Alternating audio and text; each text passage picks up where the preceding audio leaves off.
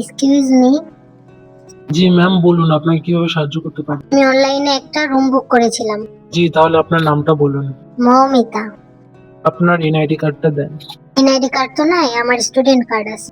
Sorry ma'am, তাহলে আমি আপনাকে রুম দিতে পারবো না, কারণ এনআইডি কার্ড স্যার আমরা রুম দিই না। ম্যাম, আপনার তো এখনো 18 বছর হয়নি। বছর হয়নি তো কি হয়েছে, আমি তো রুম বুকিং দিয়েছি।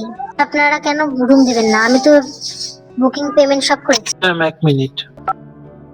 হ্যালো স্যার, ইমার্জেন্সি একটু রিসেপশনে আসবেন please. Okay sir, please 1 minute wait করুন। বললাম না, ওয়েট করা কেন লাগবে? আমি তো অনলাইনে বুকিং পেমেন্ট সব করেছি।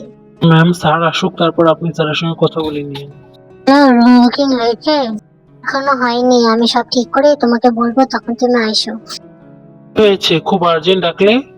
এই মেয়েটার এখন 18 বছর হয়নি, রুম বুকিং দিয়েছে। তো করে ফোন দিলে তুমি চলে আসবে, ঠিক আছে? এখন রাখি। একটা দেখি, এই রুম কেন নেবেন? আপনি জেনে কি করবেন? সাবালিকা হননি, আর এটা আমাদের রুলস, জানতে তো হবেই। লাগবে, পড়াশোনা করার জন্য লাগবে। একাই থাকবেন নাকি সাথে কেউ থাকবে? সাথে আমার এক বন্ধু থাকবে। ও আচ্ছা, তাহলে তার এনআইডি কার্ডটা দেন। কেন লাগবে? আমি তো আমার এনআইডি কার্ড দেখালাম। এখানে স্টুডেন্ট কার্ড এলাও না, এখানে যারা থাকে তারা সবাই এনআইডি কার্ড জমা দিতে হবে। আপনারা তো ঝামেলা কেন করছেন? অনলাইনে বুকিং করলাম, পেমেন্ট করলাম, তো এনআইডি কার্ড চাইলো না।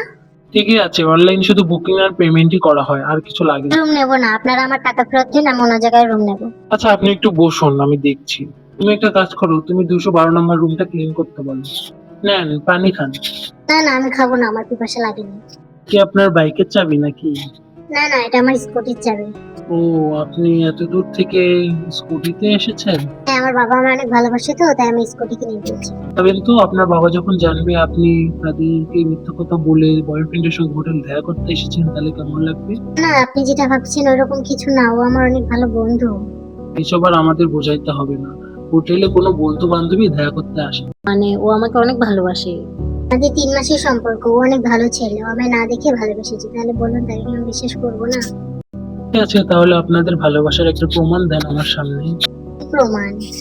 আপনার বয়ফ্রেন্ডকে ফোন দিয়ে এখন বলেন যে হোটেলে পুলিশ রেড দিয়েছে, আমি বের হতে পারছি না, আমাকে এসে নিয়ে যাও। হ্যালো। রুমের ব্যবস্থা হলো? এখানে একটা ঝামেলা হয়ে গেছে, পুলিশ হোটেলে রেড দিয়েছে, আমি বেরোতে পারছি না, আমাকে এসে নিয়ে যাও। কি পুলিশ রেড দিয়েছে? তুমি আমার কাছে কেন কল দিয়েছো? আর তুমি আমার নাম্বার ডিলিট করে দিয়ে বাড়ি চলে যাও। আমার সাথে কোনো যোগাযোগ রয়েছে? কি হলো, ভালোবাসা এখানে শেষ হয়ে গেল? এই ছেলেকে ভালোবেসে বাড়িতে বাবা মা রেখে ইজ্জত বিলিয়ে দিতে এসেছে? আমি আপনাকে এটাই বোঝাতে চাচ্ছিলাম তখন থেকে, কোনো ভালোবাসা নাই, সবই ধোঁকা। একে আমি সত্যিকারের ভালোবাসে না, সবাই আপনার ক্ষতি করতে চাইবে। নিঃস্বার্থ ভাবে শুধু বাবা মাই ভালোবাসে। আর বিয়ের পরে স্বামী, আপনার বাবা আপনাকে এত ভালোবাসে, এত বিশ্বাস করে, আপনি তার বিশ্বাসের মর্যাদা রাখবেন? ভালো, নিজেই বুঝতে শিখুন, যান বাড়িতে চলে যান। এই সমাজে এমন ঘটনা প্রতিনিয়তই ঘটছে।